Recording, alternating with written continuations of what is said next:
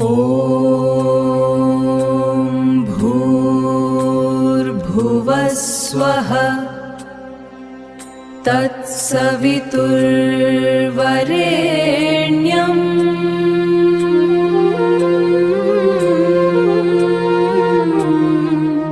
नमस्ते दोस्तों, आज हम समय के पहिए को 3500 साल पीछे घुमाएंगे। एक ऐसा दौर जब भारत के जंगलों में मंत्र गूंजते थे, जब पहिए वाली गाड़ियां धूल उड़ाती थी और जब दुनिया के सबसे पुराने ग्रंथों की रचना हो रही थी। आज हम बात करेंगे वैदिक सभ्यता की, जिसने आधुनिक भारत के धर्म, दर्शन और समाज की नींव रखी। इतिहासकारों ने वैदिक काल को दो मुख्य हिस्सों में बांटा है। पहला, ऋग्वैदिक काल, जो 1500 से 1000 ईसा पूर्व तक रहा। यह सादगी और कबीलाई जीवन का दौर था। दूसरा, उत्तर वैदिक काल, जो 1000 से 600 ईसा पूर्व तक चला। यहां बड़े साम्राज्य बने और समाज की संरचना बदल गई। ऋग्वैदिक काल में जीवन प्राकृतिक था। लोग कबीलों में रहते थे, जिन्हें जन कहा जाता था।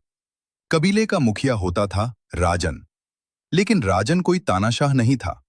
सभा और समिति जैसी संस्थाएं उस पर नियंत्रण रखती थीं, यानी उस समय भी लोकतंत्र के बीज मौजूद थे।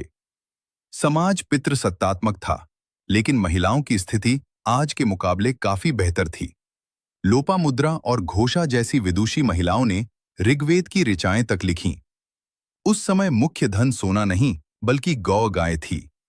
युद्ध भी अक्सर गायों के लिए ही होते थे, जिन्हें गविष्टि कहा जाता था। उत्तर वैदिक काल, जैसे ही समय बीता, 1000 ईसा पूर्व के करीब लोहे की खोज हुई।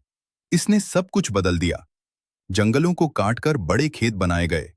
अब लोग कबीलों से निकलकर जनपदों में बसने लगे। राजा अब शक्तिशाली हो गया था और पद वंशानुगत बन गया। यहीं से समाज में वर्ण व्यवस्था कठोर होने लगी। ब्राह्मण, क्षत्रिय, वैश्य और शूद्र, ये विभाजन अब जन्म के आधार पर होने लगे। अफसोस की बात यह है कि इसी दौर में महिलाओं की स्वतंत्रता में भी कमी आने लगी।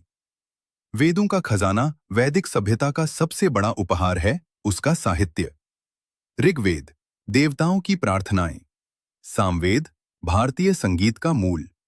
यजुर्वेद, यज्ञ और कर्मकांड की विधियां।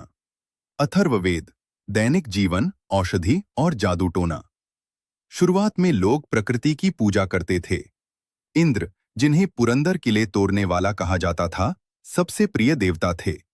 लेकिन उत्तर वैदिक काल में प्रजापति, ब्रह्मा, विष्णु और शिव का महत्व बढ़ गया। इसी दौर के अंत में उपनिषद लिखे गए, जिन्होंने कर्म और मोक्ष के